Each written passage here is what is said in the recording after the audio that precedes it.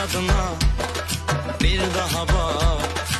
Rehm ele, insaf ele, Tanrı'ya bak, Allah'a bak. Allahu bakarım seyyadına, ofçusuna. Buna bak, arzuya bak, isteğe bak, iştaha bak.